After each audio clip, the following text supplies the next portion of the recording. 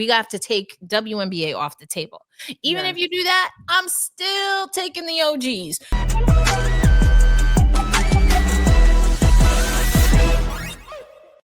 Welcome to We Need to Talk Now, presented by AT&T. I'm Alicia J, and I'm here with Erica L. Ayala. And we are in Thanksgiving week, Erica. We'll talk a little bit about that later. We're not really high on Thanksgiving. We're more high on the food, but we'll hash that out a little bit later. But let me tell you somebody who is already feasting. And that is Sarah Strong, okay? It was announced this week that Strong has signed an NIL deal with the Jordan brand, okay? Come on, Jordan brand. And is the only woman ball player in 2025, the 2025 NIL class, rather, and truly is following in Maya Moore's footsteps. So when I saw that, I said, okay, Sarah, come on with it. I know that's right. Yep. And it's funny because, you know, in our chat, as we were getting ready for the show, we were having a UConn conversation, and some of that will come out on the show. But I mean, yeah, Sarah Strong, she is definitely the real deal, a young star for this UConn squad. And I like how you said feasting, because of course her lineage is Ellison Feasters. So you see what you see? Yeah, all of that. Let's go. You know all of that. I'm saying that I really thought of that before, but hey, it works. I love it. But the Jordan brand has always known, like, they are very selective with the athletes that they work with, and they see talent and they know what talent is. And Sarah Strong certainly is that. So definitely deserving on her end. And Jordan brand, you know, they know what's up. So they went in and got Sarah Strong on the team for sure. But one thing that I have to say is you guys are a part of our team. So make sure that you're subscribing, that you're smashing the like button, that you are tapping in with us in all the ways. Come on, Erica is showing you how to tap in. Yeah, come on. We're both like this. But she's showing you all the ways that you can tap into We Need to Talk Now, presented by AT&T. So make sure that you are doing so, because we want to stay connected with you as all of this news rolls out. And speaking of news, we got to talk about three big things, Erica. There's a lot going on, even though we're not in season for the WNBA. There's a lot going on with the W right now. And we're going to start off talking about the draft lottery. That's our first big thing of the day, because listen, the draft lottery just happened. I know I watched it. I don't know if you were watching it either, but I was just like, how's this going to work out? Even looking at, like, I was a little confused at first. Obviously I did a deep dive, but as to why the links were even up there, right? Because I'm like, yo, you guys made it far. But let's just kind of go down the line and talk about the draft lottery, kind of how it works, how it worked this year. So Dallas got the second straight number one pick in a row. So they picked Paige Bueckers last year, and they're going to have the number one spot again this year, possibly. But yes, they got the number one spot. They got the number one spot in the draft. So the lottery odds are based on cumulative records of the past two WNBA regular seasons for the 5 teams that did not make the 2025 playoffs. And then there were trades, right, around this that resulted in the Minnesota Lynx. So that's how they're up there on that stage, which is amazing, masterful, really. But the Minnesota Lynx and Seattle Storm landing in the lottery. Yes, both of those teams, since you mentioned, because as you talked about, it's a cumulative regular season record in the last 2 seasons. As we know, Minnesota got to the finals against the New York Liberty in 2024 and also made the playoffs in 25. Seattle made the playoffs in both seasons, but it's those trades. And, you know, I think this is how you play, you know, chess and not checkers when it comes to the WNBA. And sometimes you have to look at a draft class. And I do think this potentially was the case with Minnesota, where you look at a draft class as it is going in and comparative to what you even have room for, availability for, as far as potentially having a first rounder make the roster. And so it seemed like Chicago wanted to move up in what was, you know, the draft with Caitlin Clark and their pick, Angel Reese. and have some flexibility. They got Cardozo actually earlier than Reese in that draft, but were able to get Reese in part because of this trade. But the back end of that is what we're seeing play out for the draft lotto, right? In that Minnesota as a team that's been able to be, they set the pace, Alicia, for this past season alone, and we're a very good team, especially on the back end, really since that Commissioner's Cup going on into that finals with the New York Liberty. And so, but again, this is how you play chess. And now they're going into a draft class where we're going to have a CBA that's changing free agency. The change in free agency could mean a lot of change in rotations when it comes to veterans and where they are in the next season versus where they were, excuse me, last year. And so Minnesota now, even if they do lose some key pieces that helped in those 2 runs in the last 2 seasons, they have the opportunity to either build that through the draft with this pick, where they can trade that pick to get maybe a veteran to help with their roster construction. So basically, what I'm saying is that they've given themselves a lot of options, and Seattle as well. Yeah, and we're going to talk about a team that didn't really give themselves a lot of options coming up here specifically, but I do want to talk about Dallas getting this number 1 pick again. I know as soon as they said that this is what I thought and what everybody thought on social media is Azzi going to Dallas as well to be with Paige? Will she be the number 1 pick? And also, obviously, what would that be like? Like, what would that dynamic be like? Not only because of, personal relationships, but also because of the way that they played with each other over the years. Yeah, that is wild. And again, with the drafts being wide open, it's a really fun exercise to play. And it's a name to put out there because not knowing what the rosters are going to look like, if you're Dallas, you have a pretty young squad. So some players that are still working through rookie contracts. So again, you have the number 1 pick. You know Paige Bueckers is going to be on your squad no matter what happens with free agency because of where her contract is. And now you have an opportunity to bring in someone who she already has built-in on-court chemistry with. I mean, what's not to like? The thing with Dallas, as with all other teams, is then how do you build around that? And I think it's going to be interesting to see the moves that are made leading into the draft and if they give away or if they show the hand, so to speak, of these franchises. Well, certainly very interesting. We will definitely keep tabs on what is happening moving into when we do have the actual WNBA draft. Erica, the next thing that we want to talk about, the next big thing of our 3 big things in the WNBA right now is draft related, but more specifically to the Chicago Sky, because it's really interesting what they have been doing when it comes to the draft and trades and everything. And I put interesting in these quotes. But anyway, it's really, we're gonna kind of go down the line and unpack this a little bit. Mm-hmm. Now, Chicago, they have never had a number 1 pick in franchise history. So there's that. They sold their 2027 pick to Washington, plus the Sonia Citron pick, as well as second rounder in 2027 for Ariel Atkins. Ultimately, gave up a lot for Atkins, who's now a free agent.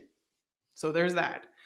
Most likely outcome was that they would pick 5th in 2026. They had a 5.5% chance at winning the number 1 pick and would have had to give it to Minnesota.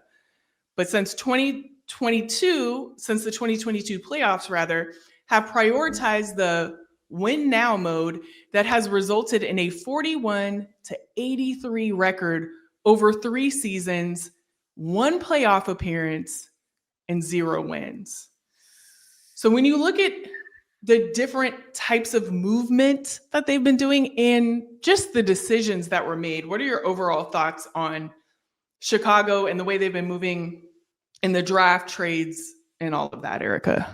Well, when you lay it out like that, as it stands right now, it's not looking so great for Chicago.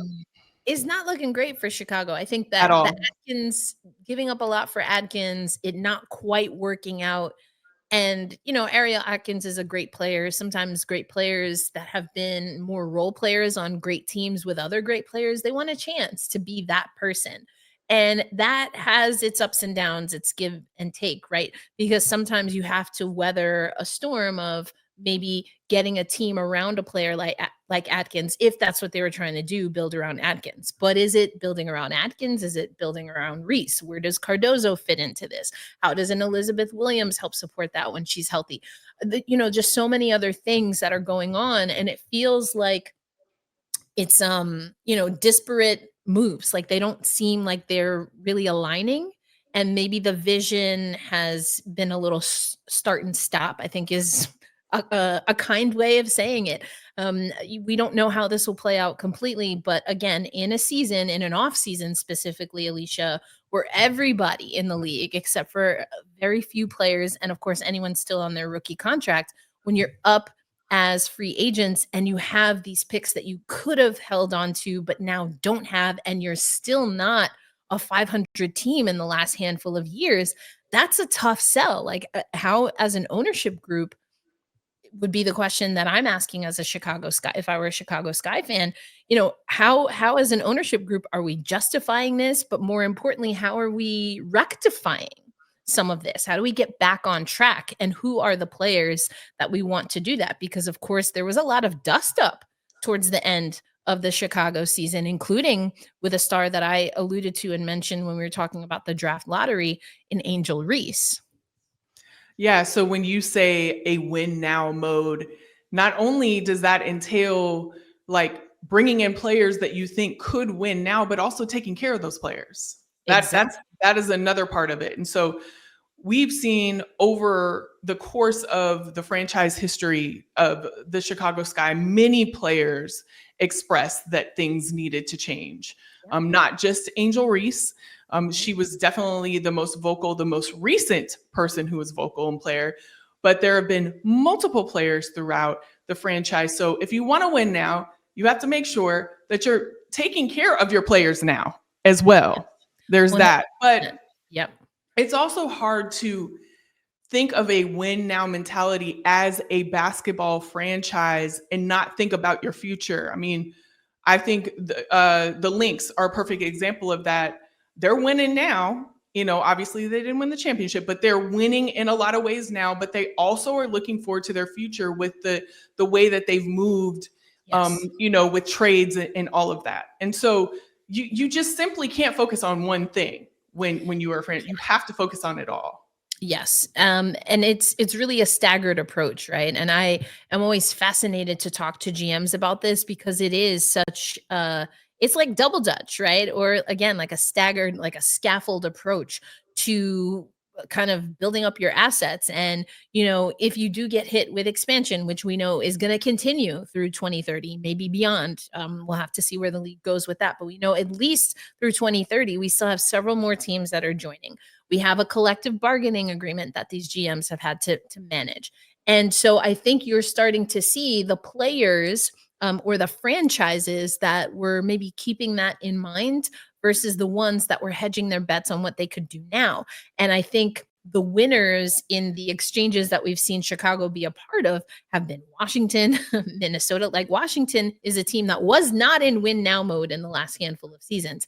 But we saw even in a team that wasn't winning, did not make the playoffs, that they have a great young core and that they made the right trades, including letting go of Brittany Sykes, right, to Seattle, but in service of them being able to build out for the future. Then you have Minnesota, who I think has perfected the scaffolding, because just when you think that they can't get any stronger, then you see again that they give themselves options. And Chicago, it just doesn't look on paper, so to speak, Alicia, that they've been able to manage that and hit the right balance. Sometimes it happens, you don't hit. And I think that's what Chicago is going through. But again, with all of the other stuff that Angel Reese has brought up, which has come up with Elena Deladon, which has come up with players like Sylvia Fowles, these are big names in women's basketball.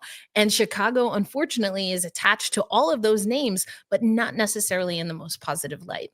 Yeah. And when you see that there was no player representation at the draft, I think there's something behind that. And I just don't think you can ignore that. And it's so unfortunate because in 2025, there's going to be so much talent on this draft. I mean, you look at Olivia Miles, Azzi Fudd, Flage, Tanaya Latson, the list goes on, and they just literally won't have a choice in that group at all, which is, I can't even audibly say what that is, because I can't believe it, to be honest with you. Right. So Unless they get creative, that's what they're dealing with right now.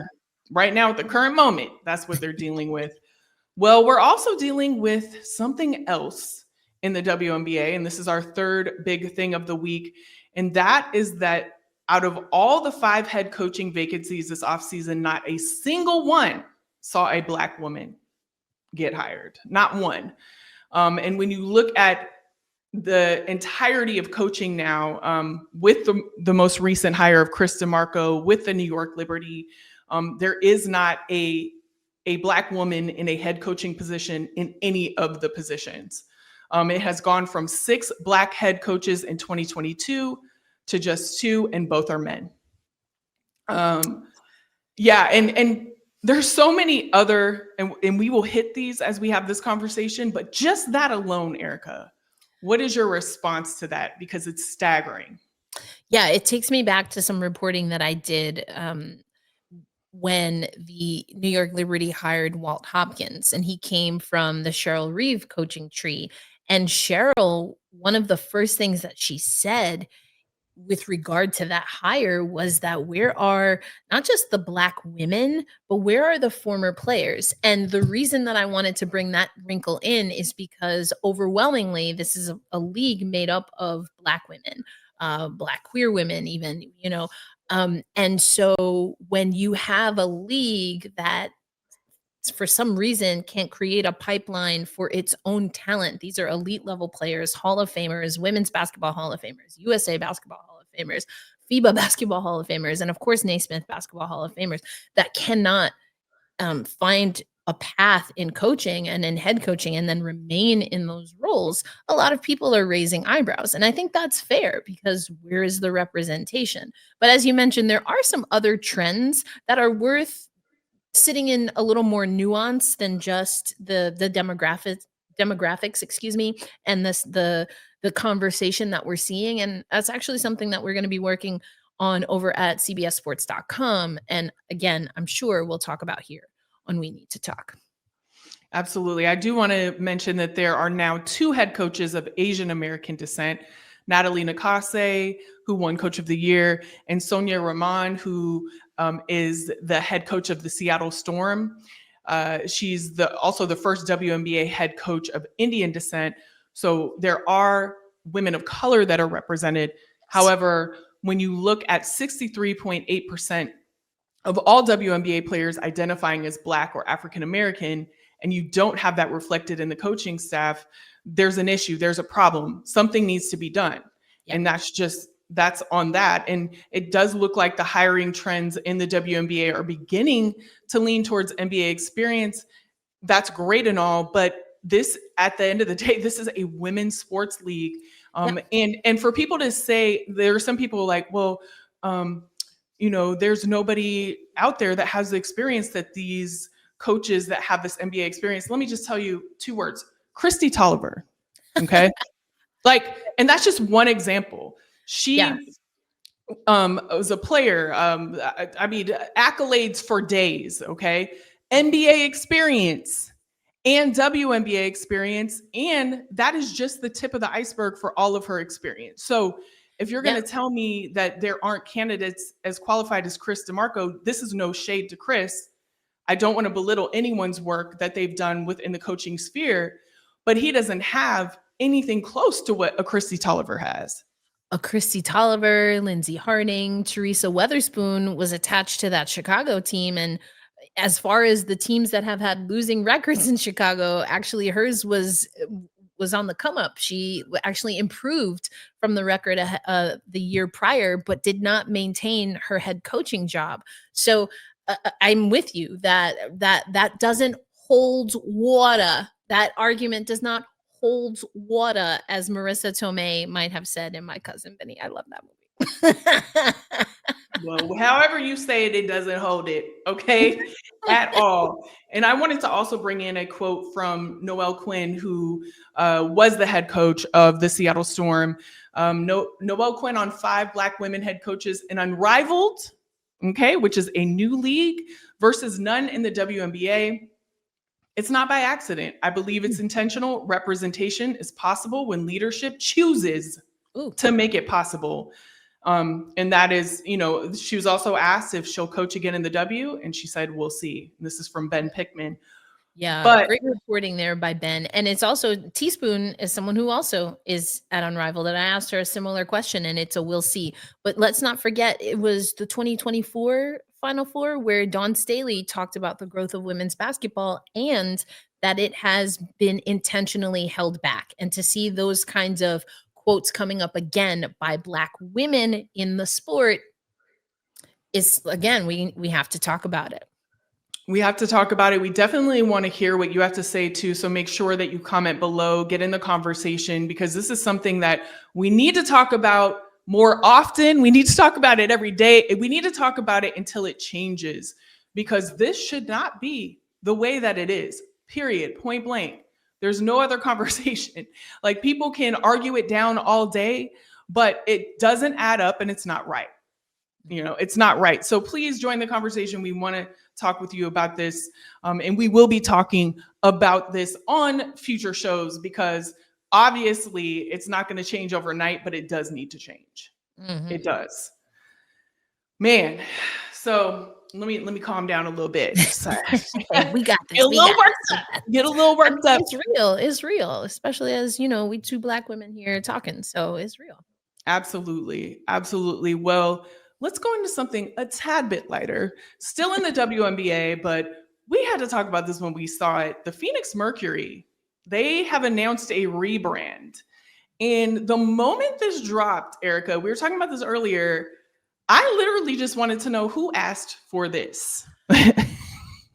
Like, who said that there needed to be a rebrand? Have they asked the fans? Have they asked the community for the Mercury?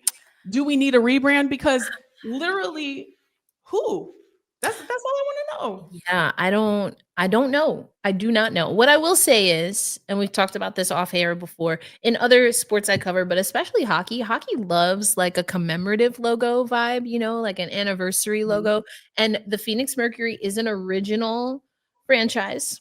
And thus, they are as old as the WNBA. In the next season, we will be in season 30. So the 30th anniversary of the league, the 30th anniversary or the 30th season of the Phoenix Mercury, you might want to celebrate that. But this, to me, is not the same as a commemorative or celebratory logo. This is a complete move in a different direction. And yeah, I'm with you. That was literally the first question. I was like, wait, was there a survey? Like, did anyone send me the link? I don't know.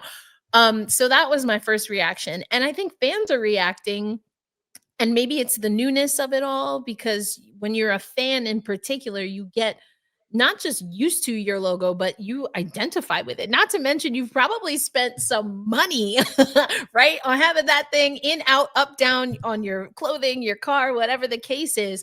And so fans are reacting and maybe not really appreciating the minimalist look that the team was going for here.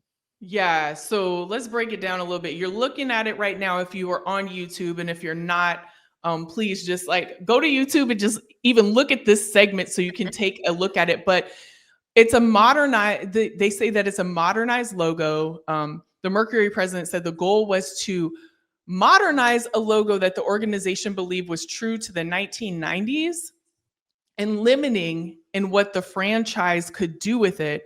The total rebrand has 14 logos, marks, and word marks.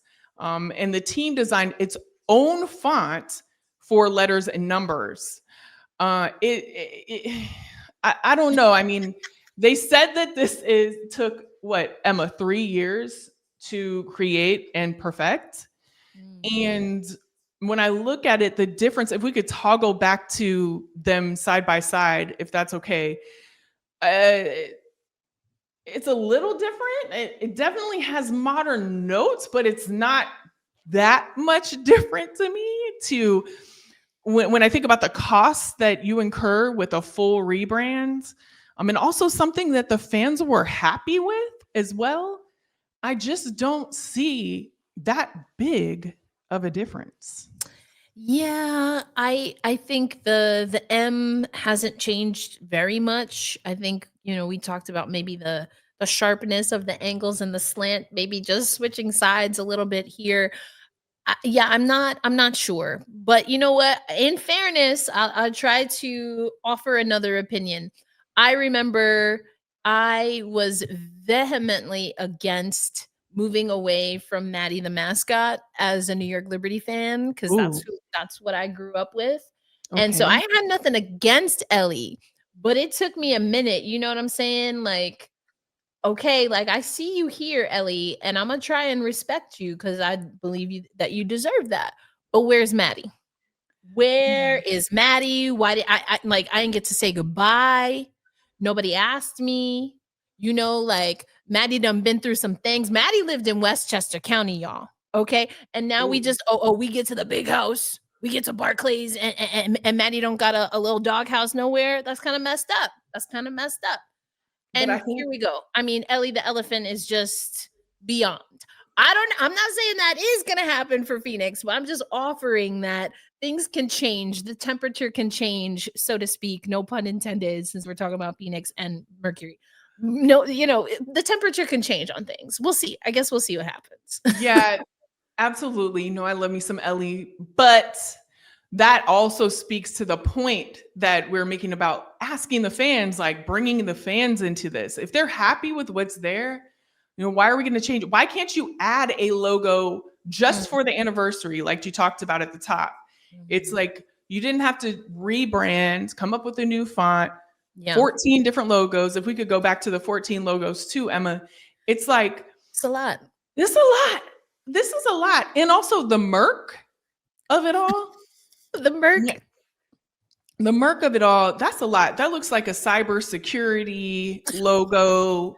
It looks like they're so, I don't know. I just don't, that is really harsh to me. And I don't know who's calling it. Do people call it the Merc? I don't know. Maybe they do. I don't know. I know Mighty Mercury. I know about that. Yeah. I mean, maybe is a little shorthand like libs, like some people are like, Yeah. don't, it's not political. It's like liberty. Like, come on, y'all, relax. So maybe Yeah. Merc libs, maybe something like that. Maybe. Keep a little simple, keep a little light. But I'm just like Merc, like Merc, Yeah. like sounds like aggressive, like so. Like, It's a lot. It's guttural. It's very guttural to me. It is. But I also saw that they wanted more options for merchandise, and you got them. You got 14 different looks there that you can do. So I guess we will see. How many, Alicia? How many is it? 14. It's a lot. It's a lot of merch. A lot of merch. A lot of merch. Yeah. A lot of merch.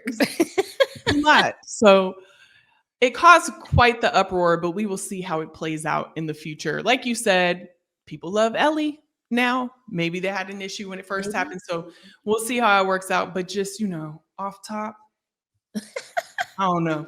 She said, I don't know about that. The jury is still out.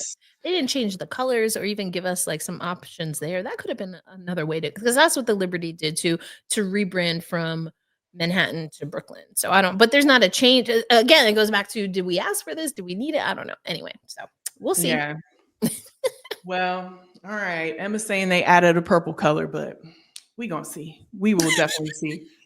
Well, in addition to that conversation, there was a tweet that went out this week that, here it is right here. So who you got winning in a UConn 3-on-3, and it's that iconic picture of Paige, Sarah, and Azzi. And then, of course, above them, you have the icons. They're on top for a reason. They're on top for a reason. Those are UConn. I don't care how old they get. They could be anyone on 3-on-3. This is just any UConn team on 3-on-3. But literally, I mean, how could you? You got Sue Bird. Come on, Erica. I can't even get the words out. Like, come on. I mean, we just talked about Like we just talked about Sarah Strong, stepping into perhaps those Maya Moore shoes, but that don't mean Maya Moore can't still throw down. You know what I'm saying? And then people are talking about this isn't like as of today, right? This Right. is not November 2025, and I still think I'm taking the bets. Okay, but we talking prime versus prime.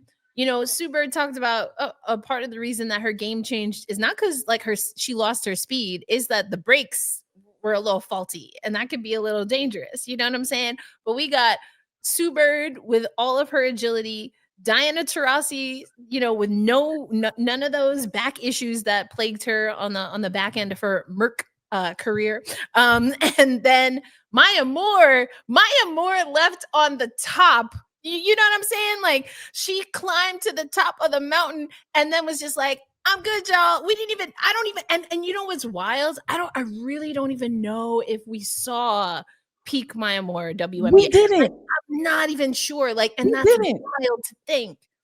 We didn't. And so wild. when I this picture, like it makes me literally speechless because number one, it's iconic, but also number two, and this is all due respect to Sarah, Paige, and Azzi. All due respect. 100%. Ballers, okay?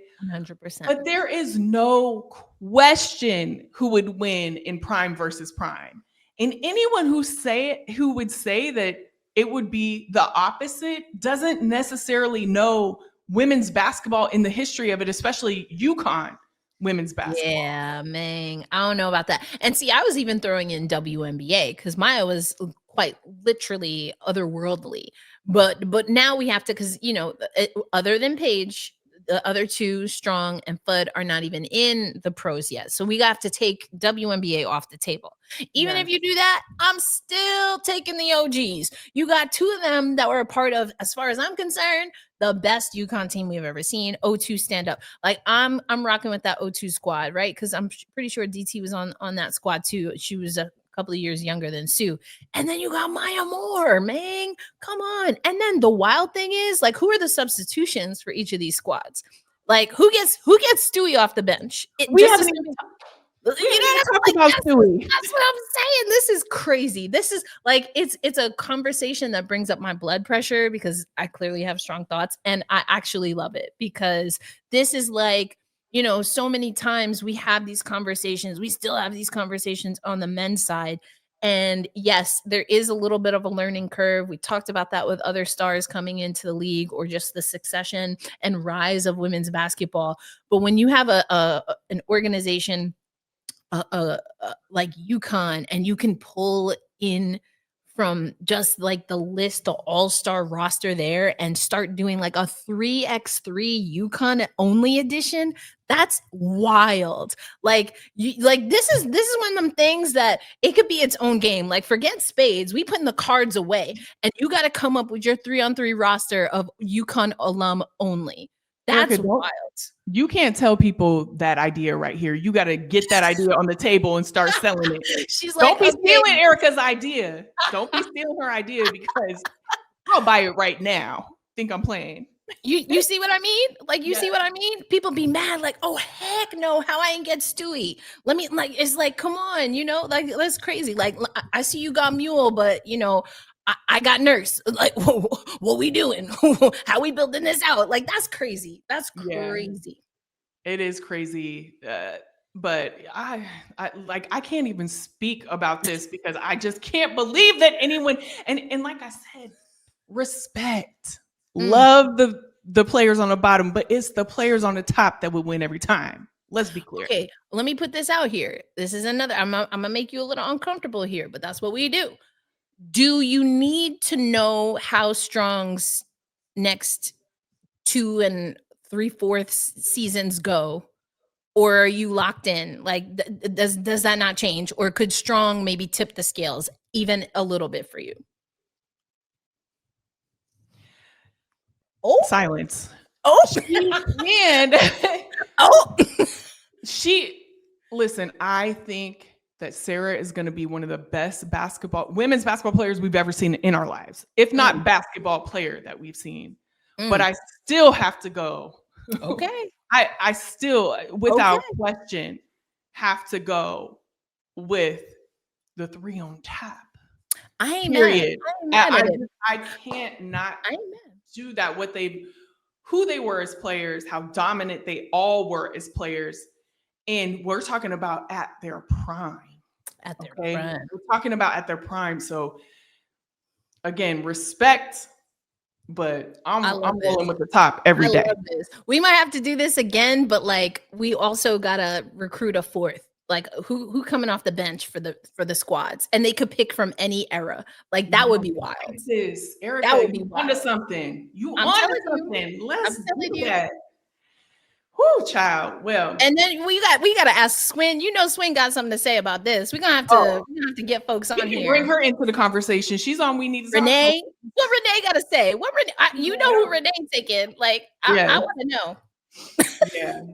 Yeah. No, we need to do that. Emma, put that on the list. Emma's like, how long is this list gonna be? We doing it all. Come on now. Yeah. Well, I dang near guaranteed who would win that. Okay. But we have some other guarantees coming up in our favorite segment of the week, which is the guarantee of the week presented by AT&T.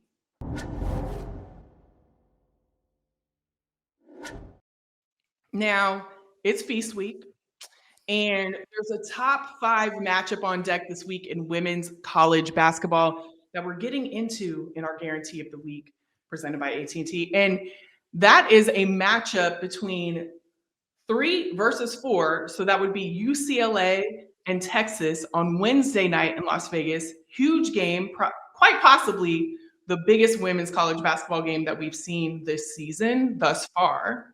We're not really deep yet, but I think, if not the top, near the top. So let's just, I'm going to give some little facts first before we give our guarantees. Factoids. I love it. Factoids.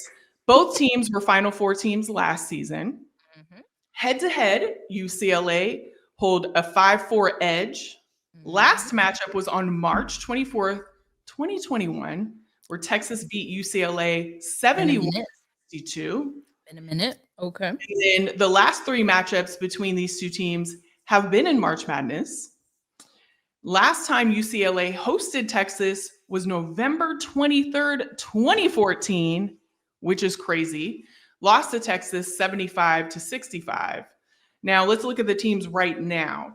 Madison Booker has been excellent to start the season with 17 points per game, 6 rebounds per game, 3.8 assists. And Jordan Lee, shout out to Jordan Lee. You guys already know how I feel about Jordan.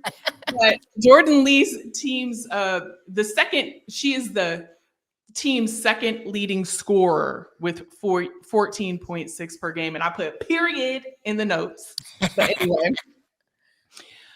So yes, we have, that's Texas. UCLA, Lauren Betts, who is so fantastic and has been playing great, leads the team in points with 15.2 and blocks 2.2. Kiki Rice and Gabriela Jaquez both have 14 points per game, and Jaquez leads the teams in rebounds. There are a lot of other little factoids, but with those factoids in hand, who is your guarantee to win this game, Erica? You know, this is tough because I love Booker's game. I really do.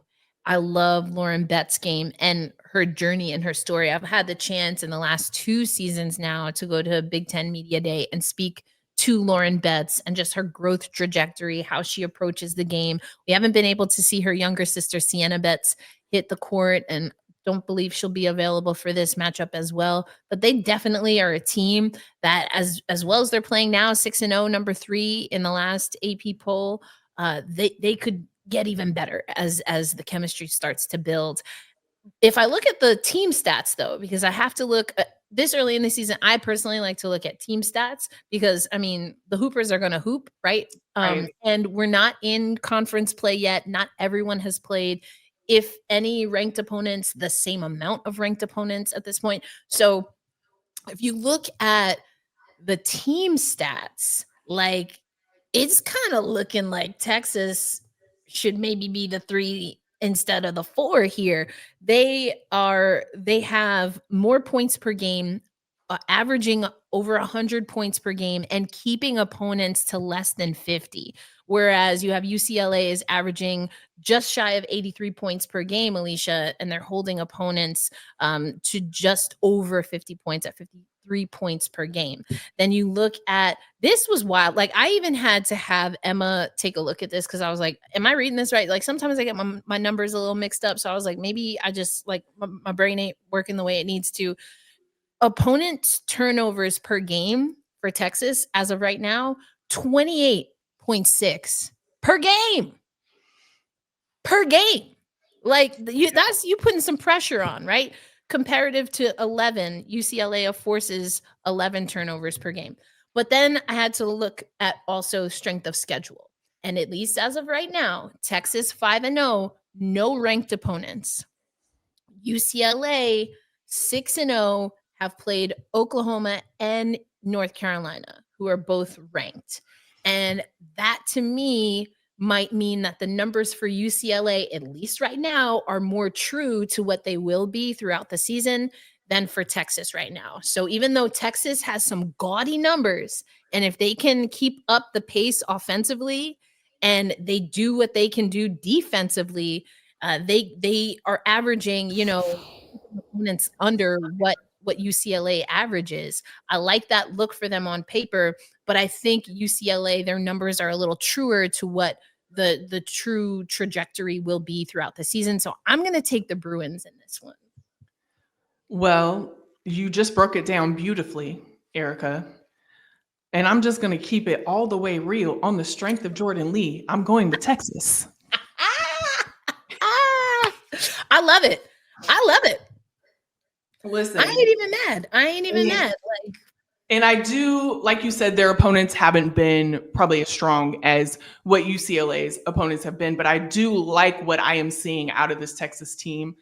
I like that I'm seeing it, this early in the season. I feel like as a team chemistry goes, like they're just playing really good basketball together. They're also they're very steady in the way that they play. Yeah. I think that, when you play, when you have strong offense and defense in the way that they do, and so good. Yeah, so good. And I can just really see them, number one, the consistency of play, but also just the strength of the play. I really do feel like they could be ranked even higher than they are. 100%. Yeah. And so also love Jordan Lee, literally been a part of my family for my whole life. So, well, for her whole life, not my whole life. I'm a little bit older than her. Just a little bit, a touch more. I'm just going in the strength of Jordan Lee, Texas. I mean, listen, I'm not mad at that pick because when it comes down to it, we've seen Texas through their stars be able to take. I mean, I remember that South Carolina game and the fact that we needed a coin flip, right? Just to figure out who was going to take the conference. And that's why I'm like, oh, I had to look a little deeper because for me, like, I just wanted to make sure, I wasn't out here looking ridiculous as we see in Keke Palmer say, I hope I don't look ridiculous. But no, I think what I will say is that this is a perfect matchup at this time. That's why it's our guarantee, right? Because if Texas can do all these things that I'm seeing on this little handy dandy paper of mine, then child, against a UCLA, you ain't telling me nothing. I don't want to hear nobody. Oh well, Texas. No. They have arrived. They've been arrived. Mm-hmm. They've been here. And if you can put on a performance early in the season against UCLA, and they keep these gaudy numbers, like these numbers are insane. 102 points average, and less than 50. For opponents, if they can figure out a formula to really keep UCLA at bay offensively, which I think is possible with this UCLA team, then I'm gonna have to come on here and be like, all right, I picked wrong. I picked wrong. Like, the stats don't always give you what you need to see. That's why I'm an eye test person as well. So I ain't even mad.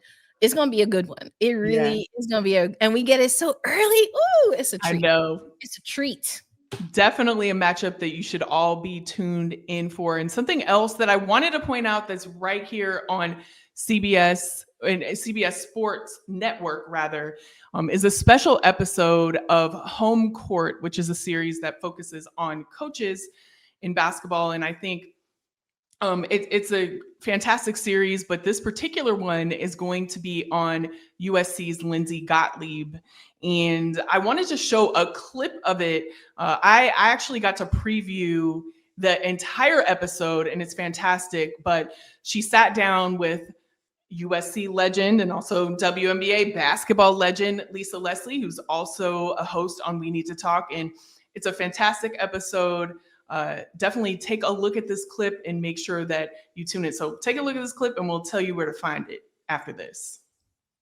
So how is it coaching the men? Yep. What is your answer to that question? I mean, the funny thing is, like, they don't ask all these men in women's basketball, how is it coaching women? Is it okay? Is it awkward? But we get it every time. And I mean, look, I knew that kind of came with the territory that was going to get asked. And I said it was unbelievable. High-level basketball players, male or female, kind of want the same things. They want you to know what you're doing. They can sniff out a fraud very quickly. If you don't know what you're doing on that board or you don't know basketball, they feel that. But if you do, they feel it too. They want to know that you are a good coach and can help them get where they want to go and care about them as human beings. And I felt that every single day. Otherwise, basketball is basketball, right? Yes, but no, it was great. It was transformational in my life in so many ways. I mean, the NBA is such a unique place. It's such a small, there's only 30 teams. There's only so many coaches and players. And, it's really neat to be in it. There's sometimes I was like, wow, did I really do that for a couple of years? But it's also shown, I think, the synergy that has come now in basketball in general, right? Like, I do think NBA players follow and respect women's college basketball in the W. And I think I can now call people and say, in that league, and say, hey, what do you think about this? Like, what's a good spot I can put Juju in? Like, it's basketball is synergy, like you should be coaching at any level you want to coach in, male or female, or interviews or whatever it is that you do. And it's pretty seamless because I think basketball is in that place where it's grown to that point. Yes.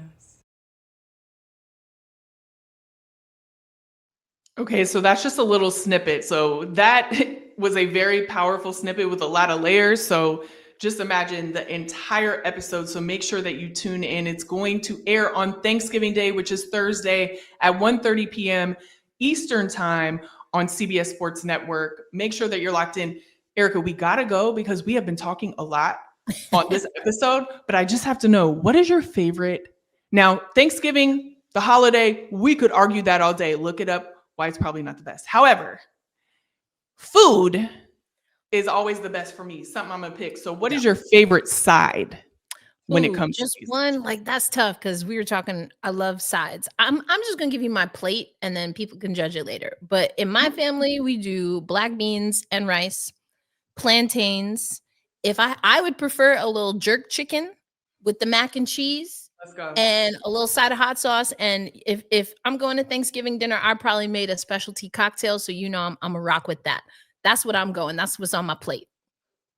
Erica, I'm inviting myself over because I love the plate that you just said. Also, specialty. I know you do cocktails and mocktails. I'm here for that. I have to say, my favorite dish is the macaroni and cheese. Gotta go. And I'm a little nervous because I'm actually making it this year. And if you know me, I have a lot of things that I'm strong in. But cooking probably isn't the main thing. The Lord did not bless me with that. So it's a little stressful, but I'm going to do it. I'm excited. It's my favorite dish, so I got to make it right. I'm excited. We might have to see if Alicia's going to put a little picture or something up. We might have to check and see it. Okay, are we getting down? What's going on? Okay, I wanna follow up. Okay, I will definitely follow up. Make sure you put in your comments what your favorite side is. We want to see what your sides are too, and make sure that you have an amazing time with your family, friends, all of that this week, and lock in with us because you're all our family and friends too. So we want to make sure that we're locked in. And Erica, it's been a great episode and I look forward to the next one. But until then, it's We Need to Talk Now, presented by AT&T.